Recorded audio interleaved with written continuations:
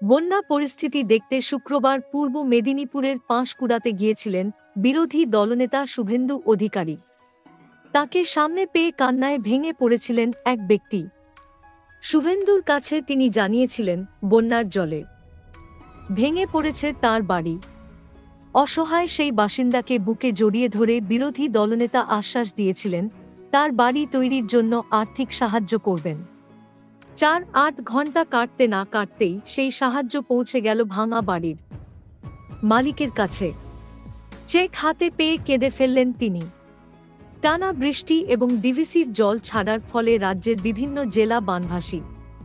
হাওড়া, হুগলি, 2 মেদিনীপুর, 2 বর্ধমান বেশি প্রভাবিত হয়েছে। কৃষিজমি থেকে রাস্তাঘাট, বিস্তীর্ণ এলাকা জলের তলায়। নদীর বাঁধ ভেঙে জল ঢুকে পড়েছে গ্রামের মধ্যে। বন্যাবিধ্বস্ত এলাকার জনজীবন বিপন্ন। শুক্রবার পাঁশকুড়ার তেমনই এক এলাকা পরিদর্শনে গিয়েছিলেন শুভেন্দু। পাঁশকুড়া পুরসভার 1-8 নম্বর ওয়ার্ডের জন্দডায় ভাঙনস্থল ঘুরে দেখার সময় তাঁর সঙ্গে দেখা করেন গণেশচন্দ্র ভূঁইয়া এবং তাঁর পরিবারের সদস্যরা। তাঁরা জানান, তাঁদের দোতলা বাড়ি জলের তোড়ে উল্টে গিয়েছে। শুভেন্দুকে কাছে পেয়ে একরাশ অভিযোগ উগরে দেন গণেশ। তার অভিযোগ, বাঁধের ধস আটকাতে সেচ দপ্তরকে জানিয়েছিলেন। সেচ দপ্তরের ঠিকাদার কয়েকটি বস্তা দিয়ে চলে যান, বাঁধ মেরামত করেনি।